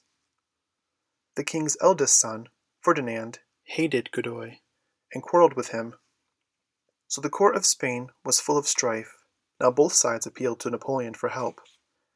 It was rather like mice putting their heads into a cat's mouth. The king and queen began to think so, and they decided to run away, as the Queen and Prince of Portugal had done, and take refuge from all their troubles in America. But when the people found out what they meant to do, they were very angry, and broke out into a riot. They burst into Godoy's palace in search of the man they hated. They could not find him, so they wreaked their vengeance on the beautiful furniture and pictures, leaving the palace a waste of splinters and rags. Meanwhile, he, trembling in fear, was hiding in a roll of matting in the attic. There for 2 days he remained, until at last, driven by hunger, he crept out. He hoped to escape unseen, but at once he was seized, and would have been torn to pieces by the angry mob, had not Prince Ferdinand begged for his life. Now the weak old King of Spain, trembling for the life of his friend, the Prince of Peace, decided to give up the throne to his son Ferdinand. He hoped in this way to quiet the riot, but the people, when they heard the news, went mad with joy, and to show it, they burned and sacked the houses belonging to Godoy, his friends, and relatives, while they proclaimed Ferdinand king, with shouting and cheering. But their joy was short-lived. Almost at once the old king began to be sorry that he had given up the crown, and wanted it back again, and meanwhile French troops were closing in round Madrid. Soon it became known that Napoleon himself was coming, and hearing that his father and mother were going to meet the emperor, Ferdinand resolved to go too, and lay his case before him. The people were very unwilling that he should go, for they felt sure that some evil would befall their young king. At one place, as he traveled through the land, they cut the traces of his horses, thinking to make him give up his intention, but he went on. As there was still no sign of Napoleon, when Ferdinand reached the border, he crossed into France, and met him at Bayonne. There, too, came the old king and queen, and Manuel Godoy. Beyond their own borders, surrounded by French soldiers, they were Napoleon's prisoners. They had a free will, it seemed, walked into the trap. And now Napoleon told them that it was useless to quarrel about who should be king of Spain, as he wanted the throne for one of his own family. The House of Bourbon had ceased to reign, he said, in his usual grand way. What could the poor Spanish kings do? The whole country was in the hands of the French, and they themselves prisoners in a foreign land. So, at the bidding of Napoleon, they signed away the crown and the throne of Spain. Without striking a blow, Napoleon had added 2 more kingdoms to his conquest, and with Spain went all her rich colonies, but it had been done by base treachery. Even he himself long after said, "The whole thing wears an ugly look, since I have fallen." Napoleon now made his brother Joseph king of Spain, but the people of Spain would have no Bonaparte to reign over them. The Spaniards, though the most polite and courteous of men, are idle and indolent, seldom showing any energy. But now they were thoroughly aroused. To a man they rebelled. From every town and village they flocked, ready to fight for their freedom and their king. Meanwhile the new king, Joseph, guarded by French troops, came to live in the capital. The Spaniards received him in sullen silence, and as Joseph looked at the dark faces which surrounded him, he felt that he had not a friend among them. Everywhere there was fighting. Yet so sure was Napoleon now that everything would go on in Spain just as he wished, that he left Bayonne and set out in a tour through some of the French towns. But even as Napoleon started, messengers were speeding northward with the news that General Dupont and all his men had surrendered to the Spaniards. Napoleon was furiously angry. "Could I have expected that from Dupont?" he cried. "A man I loved? Had he no other way to save his soldiers? Better, far better to have died with arms in their hands. You can always supply the place of soldiers. Honor alone, once lost, can never be regained." Everywhere, all through Spain, battles were fought, towns were besieged. One of the most famous sieges was that of Saragossa. The fortifications were poor, but the hearts of the people were stout. Day by day they held out, the women fighting beside the men. One woman, named Maria Augustin, became famous, and was called the Maid of Saragossa. She fought beside her lover, helping him to fire the cannon, of which he was in charge. And when he fell dead, she still went on fighting and worked the cannon herself. Hunger and disease fought against the brave defenders. Still they held out. But the French at last gained possession of a convent which was almost within the walls. Their leader then sent a summons to the town. It was short and sharp. "Headquarters, St. Ingracia, surrender," was all it said. The reply was as sharp. "Headquarters, Saragossa, war to the knife." At last, hearing the defeat at Belen, where Dupont and all his men had laid down their arms to the Spaniards, the French gave up the siege of Saragossa and marched away. Foiled by a woman's hand before a battered wall. Afterwards, when the War of Liberation was over, Maria Augustin received medals, as did other soldiers, in reward of her bravery, and her portrait was bought by people all over Europe. It was long ere the name of the Maid of Saragossa was forgotten. But now Spain was not left to fight her war of liberation unaided. Britain had been at war with Spain. In the battle of Trafalgar the fleet of Spain had been destroyed, with that of France. But the kingdom thus nobly struggled against the usurpation and tyranny of France can no longer be considered as the enemy of Great Britain, said King George. It is recognized by me as a natural friend and ally. So British troops were sent to help the Spaniards in their struggle, and thus began for us the war which we call the Peninsular War. It would be impossible to follow all this war. The story of it belongs to another place, especially as Napoleon himself was very little with his soldiers in Spain. For even while this great struggle was going on, he began another war with Austria. Indeed, it was not only the Austrians who now fought. In Tyrol, the peasants had risen under a brave leader called Heuvel. In Germany, in Poland, in Italy, everywhere the people arose. In many places they won battles, but after all, where Napoleon led, there was the heart of the fight, and he was everywhere victorious. It was near the village of Wagram that the deciding battle of the war took place. The Austrians fought with splendid courage, and when night came, of the 50,000 who lay dead, nearly as many were French as Austrian. It was one of the fiercest battles ever fought, and to Napoleon it counted barely a victory. Yet for the Emperor of Austria it was enough. He was not made of stern stuff of heroes and patriots. Once more he yielded, and on the 14th of October the Treaty of Scombronn, so called from the name of the beautiful palace in Vienna, where Napoleon was living, was signed. By this treaty Austria lost still more land. Napoleon took for France the lands lying around the Adriatic. Parts of Upper Austria, Galicia, and Bohemia were given to Napoleon's vassal kings to reward them for having helped him. For it must be remembered that Napoleon's great armies were not made up of only Frenchmen, but of men from every country which he had conquered, or over whose ruler he held sway. After the Treaty of Scombronn was signed, Napoleon returned to Paris.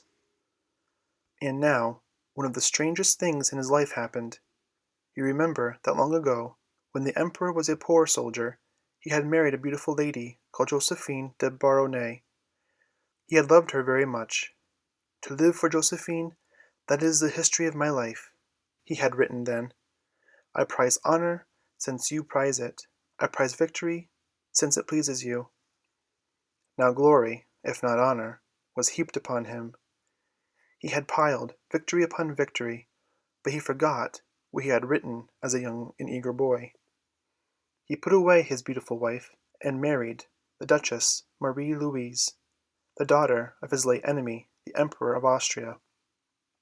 One reason why Napoleon did this was that his pride had grown with his power.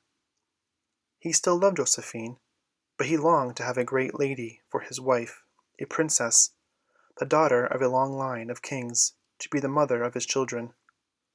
Marie Louise was little more than a girl. She had hated Napoleon, and once, when she heard that he had been defeated, she said that she was glad, and hoped that it would happen again. Now she came to be his wife, because her father told her, perhaps, that this marriage would help to bring peace and freedom to her country. So she became the Empress Marie Louise. End of Chapter 7. Chapter 8. Napoleon in Russia. On the 10th of March, 1811, a little son was born to Napoleon, who at once gave him the title of King of Rome. With a son to follow him upon the throne, Napoleon seemed to be at the very height of his glory. "Now begins the finest epoch of my reign," he said. At 41, he seemed to have the world at his feet. Really, his downfall had begun. The people of Russia had found Napoleon's orders not to trade with Britain very hard, and the Tsar became less and less inclined to make his people keep them. As more and more British goods were allowed to pass into Russia, Napoleon grew more and more angry. There were other reasons for quarreling, and at last war broke out between the two rival emperors, who at Tilsit had sworn to be friends. Napoleon decided utterly to crush his great rival, and to force all Europe, over which he had control, to help him. So he gathered a mighty army, 600,000 strong, from all states of Germany, from Prussia, Austria, Holland, Belgium, Italy, Poland, Switzerland, even from Spain and Portugal. Soldiers came to swell the host, which poured across the Niemen in three great bodies. But it was a barren, empty country into which they passed. No enemy even awaited them. Only a few horsemen watched as they came. "Why do you come into Russia?" they asked. "To conquer you," was the reply, and the horsemen galloped silently away and disappeared into the forest beyond. With the French army came an enormous baggage train. But Napoleon had so long used his armies to believe that they would find all they needed in the countries they invaded, that this part of the army was very badly managed. Almost at once the soldiers began to suffer from hunger. As Napoleon advanced into the country, the Russians retreated. Day after day, along dusty, sandy roads, past burned and deserted villages and towns, through dreary, silent, barren plains, the retreat and chase went on. The air was hot and close. The sun shone pitilessly. The men marched wearily, for they were parched with thirst and always hungry. They had little to eat, except what they could find by scouring the country far and wide. There was much fierce fighting by the way. One of these fights, called the Battle of Borodino, is the deadliest battle of all Napoleon's wars, and it is known as the Generals' Battle, for 22 Russian and 18 French generals were among the slain. At last, one beautiful autumn morning, about a week after the Battle of Borodino, Napoleon and his army caught the first sight of Moscow from the top of a little hill called the Hill of Salvation, which overlooks it. "Moscow! Moscow!" The cry ran down the lines. To the weary men Moscow was the haven of rest, towards which they had been struggling those hundreds and hundreds of dreary miles. Now it lay before them, glittering white in the sunshine, with its many-colored roofs, gilded domes, spires, and turrets. "The Asiatic town of countless churches, Moscow the Holy," cried Napoleon, reining in his horse. "There at last is the famous town. It was time." But when Napoleon and his army marched through the streets, they were silent and deserted. Here and there a timid or scowling face might be seen, but the streets echoed with a hollow sound, and the empty houses stared down upon the soldiers with closed shutters, like sightless eyes. For days, every one who could leave the city had been hurrying away, and the roads had been full of a constant stream of clattering carriages and rumbling carts laden with people and their goods. The night before Napoleon had entered, the troops also had gone. All night long the steady tramp, tramp had sounded through the streets. The great military stores had been burned or destroyed, the prisons opened, and the prisoners set free, the fire engines made useless, and the great city, mostly built of wood, left to the mercy of the rabble and the foe. Scarcely 2 hours after the last soldier had gone, the French arrived. And when they found the city silent and empty, they broke into the deserted homes, robbing and wrecking them, decking themselves in ridiculous finery, drinking wildly, until the army became a drunken mob. But at last the noise of laughter and carouse ceased, and the city sank to rest. The weary soldiers, who for many weeks had slept under the open sky and on the bare ground, slept this night in splendid palaces, on soft couches, and wrapped in silken covers. But in the middle of the night the cry of fire arose. Soon the city was bright with flames, and morning dawned before they were put out. But again, when night came, the fire broke out, and not in one place only, but in many. From every quarter, north, south, east, and west, fire burst, until the city was a blazing sea of flame. A strong wind arose, blowing the flames, now here, now there, till palaces and churches, shops and houses, were wrapped in fire, and sank together in piles of charred and blackened ashes. For 2 days Napoleon gloomily watched the fearful destruction. Then, yielding to the entreaties of his officers, he rode from the burning town, through a whirlwind of flame, a raging hail of sparks, and rolling clouds of smoke. He took refuge in a palace belonging to the Tsar, which was beyond the city. But even there the heat of the flames was so great that the stones were hot to touch. Whenever the fire seemed to die down in one place, it kindled again in another. But at last, when 4/5 of the city was a blackened ruin, when there was little left to burn, the flames ceased. Napoleon then returned, and among the ruins he awaited an answer to a letter which he had written to the Tsar by the light of the burning city. It was a letter proposing terms of peace, but no answer to it ever came. Day after day passed, At first there had been food enough for the great army, splendid wines and dainty fare, such as they were little accustomed to, but these soon gave out. Now of bread there was none, and only horseflesh for meat. The Russians had swept the country bare. It was in vain that the French soldiers scoured it in search of food. It was in vain that Napoleon issued proclamations to the peasants, telling them that they would be well paid for anything that they might bring.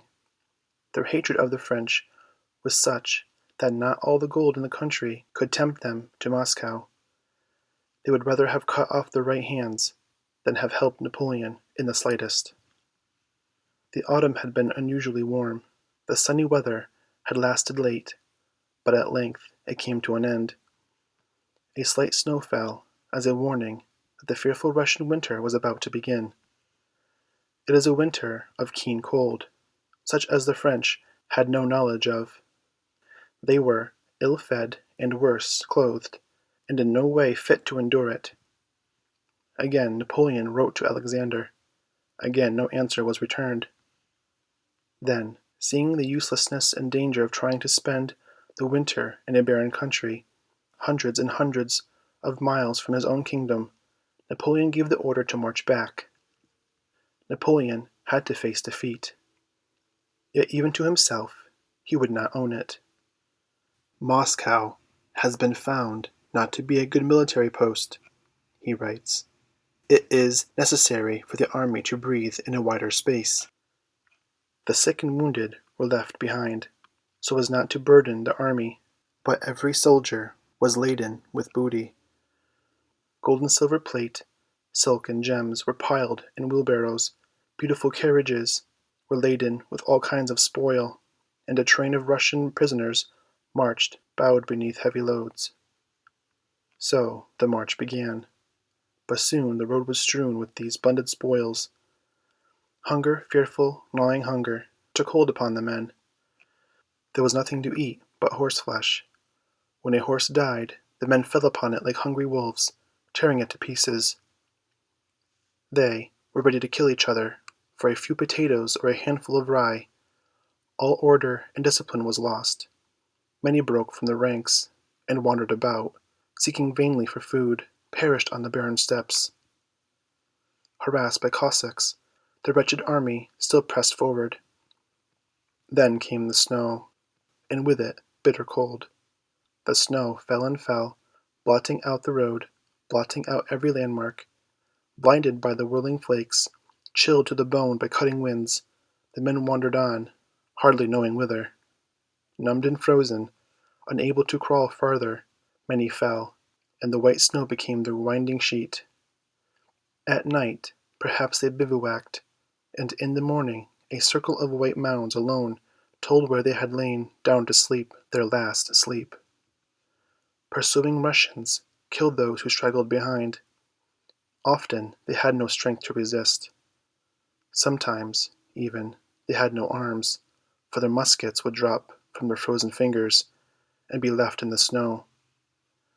Yet through all the misery and cold and famine, a few lived and struggled on.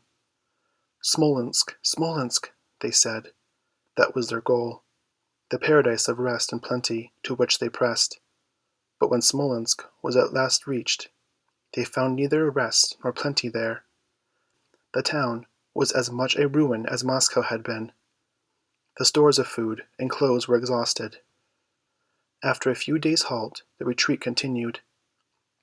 Near the town of Borisov, the river Beresina had to be crossed by two frail bridges. And here one of the most terrible scenes of the war took place. While the French crossed, they were attacked by the Russians. As men frantic with terror crushed onto the bridges, one of them gave way, and all upon it were thrown into the half-frozen river below. Over the second bridge the French now rushed madly, trampling and killing each other in their haste, shot down in crowds by the Russian bullets. Shrieks of terror and pain filled the air, mingling with the crash and thunder of the Russian guns and the savage cheers of the Russian soldiers. 12,000, at least, perished at this fearful crossing. The rest continued their march of agony towards Vilna. 10 days later, a miserable, ragged, limping crowd crept into that town. "Remove all strangers from Vilna," Napoleon had written. "The army is not beautiful to look upon just now." But ere the ragged remnant of the once grand army had reached Vilna, Napoleon had deserted it. He had heard that there was a rising in Paris, so, leaving his soldiers to their misery, wrapped in furs, he hurried as fast as horses could carry him, homeward. Meanwhile, the miserable spectre of an army staggered on, chased by the pitiless Cossacks. At last, in the middle of December, they crossed the Niemen, and found a refuge for a time in and near Königsberg.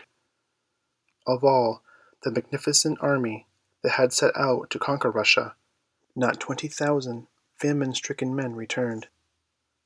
End of Chapter 8. Chapter 9. Napoleon, Emperor of Elba.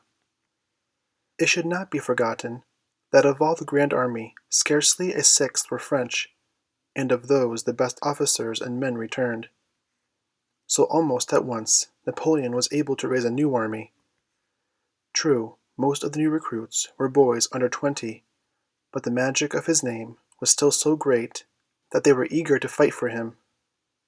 And as he had need of all this eagerness, for Prussia, following the example of Spain, and encouraged by the news of Napoleon's awful defeat in Russia, resolved to fight once more for freedom. Men, rich and poor, old and young, flocked to the standard. Ladies brought their jewels, and the Tsar of Russia marched to meet his old friend, whom, it is true, he had forsaken and almost betrayed at Tilsit. Tears came into the eyes of the old king as he greeted Alexander. "Wipe them," said he. "They are the last tears that Napoleon will ever cause you to shed." The Prussian leader was Blücher, a rough old man, but brave and loving his country well, and loved by his men, who called him Marshal Forwards. It was he who, after Jena, held out longest against Napoleon, only surrendering when resistance was useless and hopeless. War lasted from April to October, but now Napoleon no longer won victory after victory, as he used to do, and at last, at the Battle of Leipzig, he was defeated. On the 16th of October the battle began. On the 19th, Napoleon and his beaten army were streaming across the Elba, leaving behind them thousands dead, thousands more prisoners, besides hundreds of cannon, stores, and ammunition, and greatest of all, a mighty empire shattered and crumbling into dust. Without an army, Napoleon could not hold his vast conquests. Without an army, he could only be king of the French, and of all his great forces, only about 40,000 men hurried towards the borders of France. All over Europe the nations now began to throw off French yoke. The Dutch and Germans tore the tricolor down, and once more their own standards floated out on the breeze. Everywhere the German fortresses, which were held by French soldiers, surrendered or were taken. On the 19th of November, Napoleon reached Paris, and here the Allies sent to him conditions of peace. Much that he had conquered was to be given back, but not all. The Rhine was still to be the boundary of France. Belgium, Savoy, and Nice also were left to him. But Napoleon did not yet believe in his defeat. He would not give up any of his conquests. So the Allies marched into France, and another war began. The Allies fought, not with France, they said, but with Napoleon. "We thought to find peace before we touched your borders. Now we come to find it here." Many of the people of France had been weary of Napoleon and his wars. But now that the foe had marched into their beloved land, they rose to defend it. Napoleon once more prepared to take the field. On Sunday, 23rd January, he held a last and splendid reception in the palace of the Tuileries. When the courtiers were gathered, Napoleon walked into the hall with the Empress Marie-Louise and his little son. now just 3 years old. Holding one by either hand, he turned to his court. "Gentlemen," he said, "France is invaded. I go to put myself at the head of the army. I leave to you that which I hold dearest, my wife and son." 2 days later, Napoleon said goodbye to Marie Louise. They never saw each other again, for when Napoleon returned to Paris, his power was broken, and Marie Louise refused to share the fortunes of a fallen king. Never, perhaps, in all his triumphant campaigns, had Napoleon shown more his great genius as a soldier than he did now. Nearly always he had fought against armies smaller in numbers or less well drilled than his own. Now he had to fight against far greater numbers, and his soldiers were for the most part young and untrained. Yet still he wrung victories and triumphs from the foe. But at last, after the war had been flung this way and that, after marches and countermarches, after taking of towns and burning of villages, until some of the fairest provinces of France had become a desert, the Allies began to march on Paris. Round that fair city, which never since the days of the Maid of Orleans had heard the shouts of a foreign foe, the horrors of war raged. For one long day, Prussians filled with bitter hate against their conqueror, half-savage Russians, Austrians, Dutch, people of every country which Napoleon had enslaved, surged in a red circle of fire and death about the city.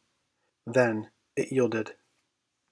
On the 31st of March, 1814, the Emperor of Russia and the King of Prussia rode side by side into the city, and passed through streets filled with people, some sullen and angry, others rejoicing as at a great deliverance, and shouting, "Long live the Emperor Alexander!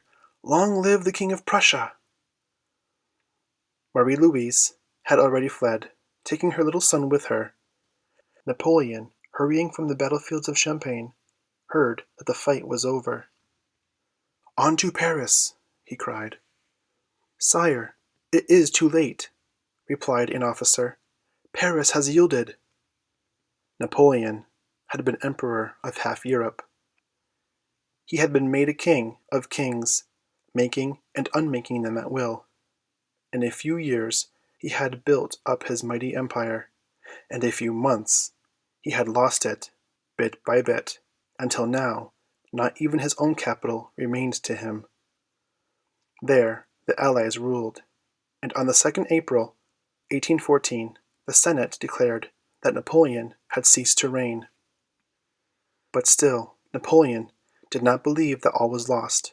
At Fontainebleau he reviewed his troops. His old guard, men who had been with him through every campaign, were still eager to fight for him. "To Paris! To Paris!" they shouted. But the officers were weary of it all. "We have had enough of war," said one. "Let us not begin a civil war." So at length, seeing no help for it, Napoleon rode out and signed his abdication, that is, the paper by which he gave up all claim to the crown of France. The Allied powers having been declared that the Emperor Napoleon is the only cause which prevents peace being brought back to Europe, he, faithful to his oaths, is ready to descend from the throne, to leave France, and even give up his life for the good of his country. On the 20th of April, Napoleon said goodbye to his troops in the courtyard of Fontainebleau. His men loved and admired him still. Tears rolled down their bronzed cheeks, sobs choked them. "I cannot embrace you all," he cried, "but I embrace you in your general." And putting his arms around him, he kissed him. He kissed the standard too, the splendid eagle of France, which had led them so often under the burning suns or cloudy skies, through parching heat of summer or the snows of winter. Then the fallen emperor stepped into his carriage and was whirled away southwards. He was an emperor still, for the Allies allowed him to keep his title, but his empire was only the little island of Elba. At first, as Napoleon drove through France, the people cheered him on his way, but as he went farther and farther south, where the people had never loved him, and where they now hated him, he was greeted with curses fierce and loud. The peasants cared little for glory. They only knew that their sons and brothers and fathers had been taken from them, never to return. They knew that the vineyards were unfilled and the fields a barren waste, for the workers lay dead in many a distant land. So they cursed the man whose pride had brought such sorrow and poverty upon them. At last the anger and hatred of the people grew so great that Napoleon was forced to disguise himself as an Austrian officer to save himself from their fury. And thus he fled southwards until he reached the shore, and there set sail for Elba. Although the peasants of France had cursed Napoleon as he passed, the people of Elba welcomed him gladly. And here, for a little time, the great emperor played at empire. His empire was not more than 90 square miles in extent, but here Napoleon had his little army of a few hundred men. Here he held court with as great state and ceremony as in the Tuileries, even though his palace was little more than an ordinary country house. End of Chapter 9. Chapter 10. Napoleon's Last Battle. Meanwhile, the brother of Louis XVI, whom the French had beheaded, was proclaimed King of France. He was not stupid, but he was not clever enough to rule at such a time when all France, and indeed all Europe, was turned upside down and full of discontent, everyone struggling for something, they hardly knew what. When the French soldiers, who had been imprisoned in German fortresses, were set free and came back to France, the discontent grew worse. For they, having spent so many years fighting, could not settle down to a life of peace. They longed for their great leader again, and he was soon weary of playing at empire in his little island. He had been there just 11 months when he made up his mind once more to try his fortune. He escaped from Elba easily enough, and landed near Caen on March 1st, 1815. It was near Grenoble that Napoleon met the soldiers sent to stop him.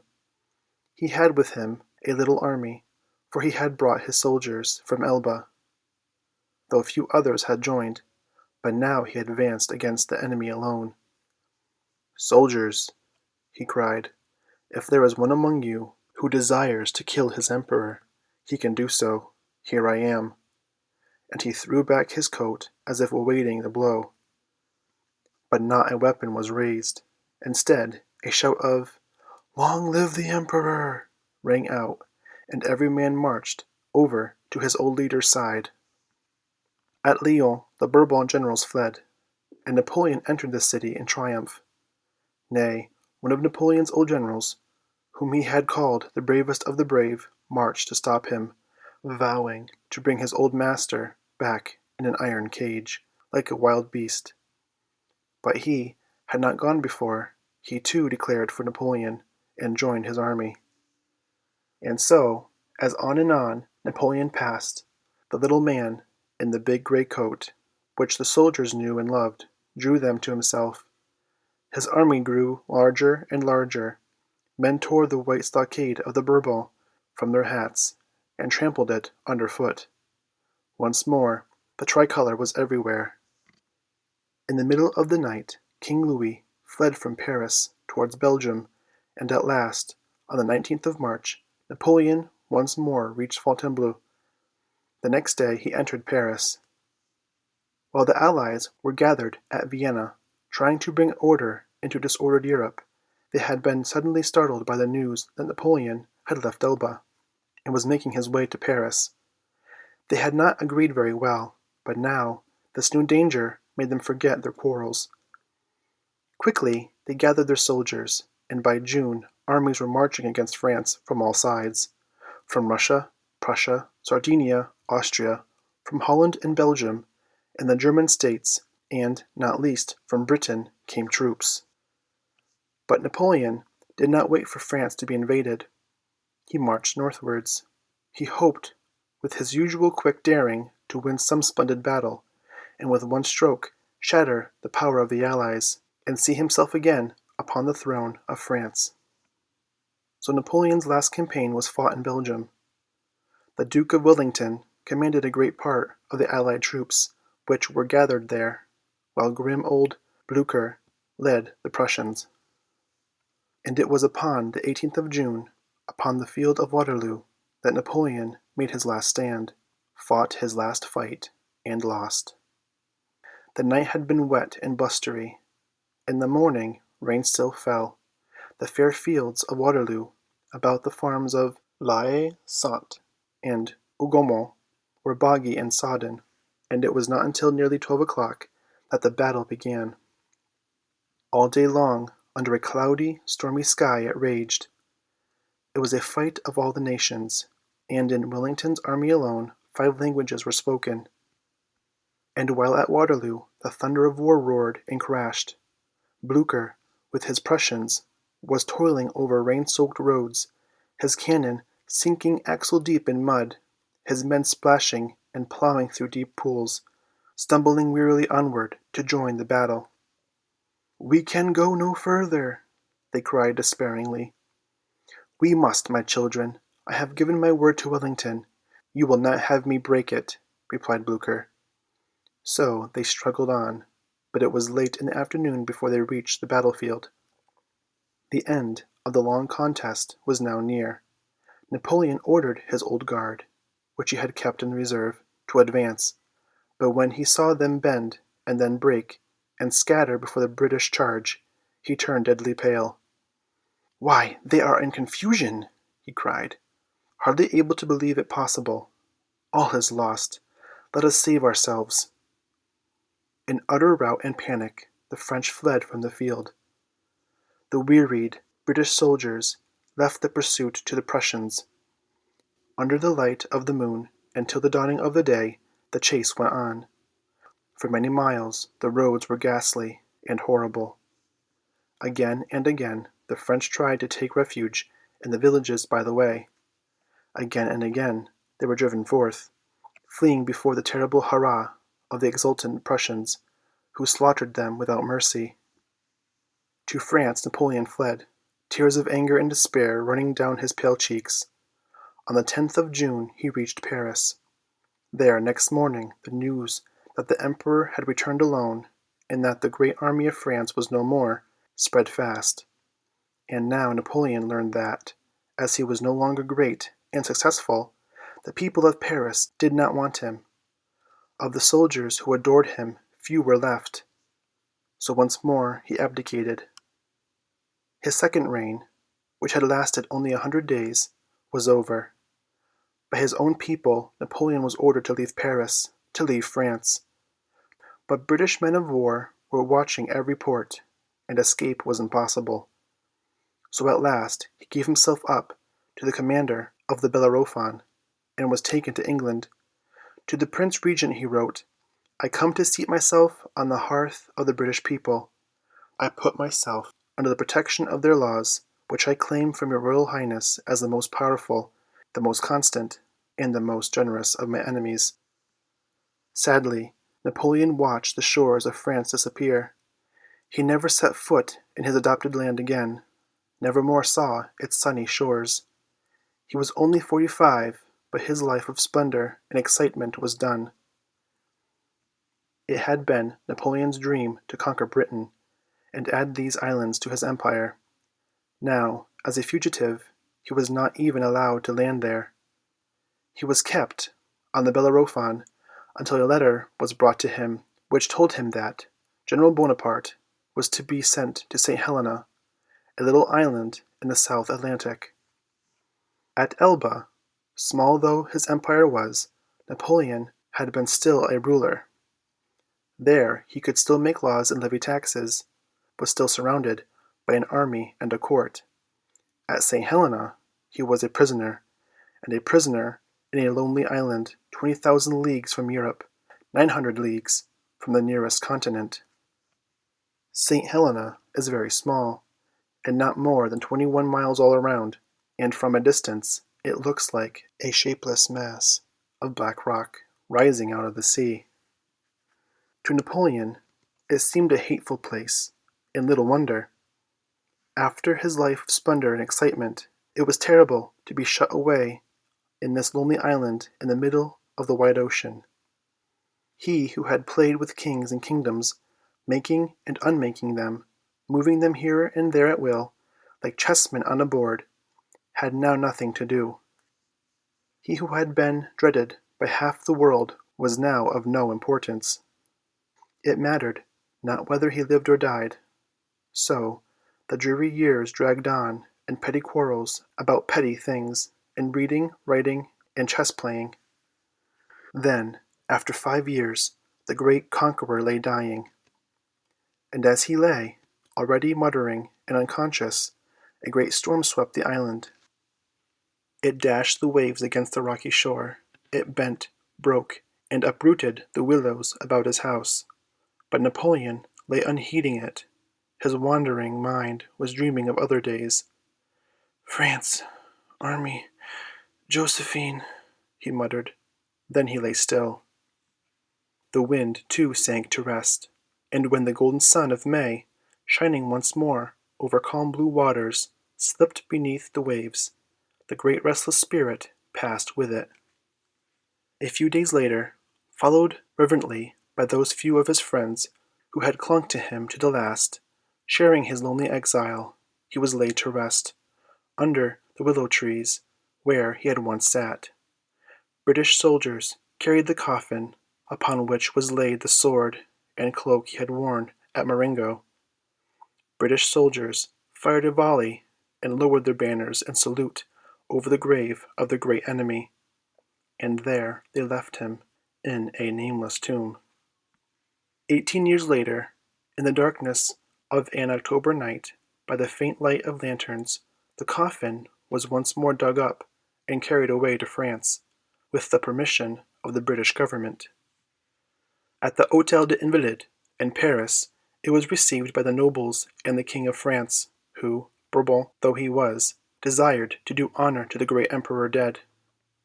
"Sire, I present the body of the Emperor Napoleon," said the Prince de Joinville, who had brought it from St. Helena. "I receive it in the name of France," replied the king. So for the last time the greatest soldier the world has ever seen was laid to rest beside the Seine, among his people, as he himself had wished. End of chapter 10. End of the story of Napoleon by Henrietta Elizabeth Marshall.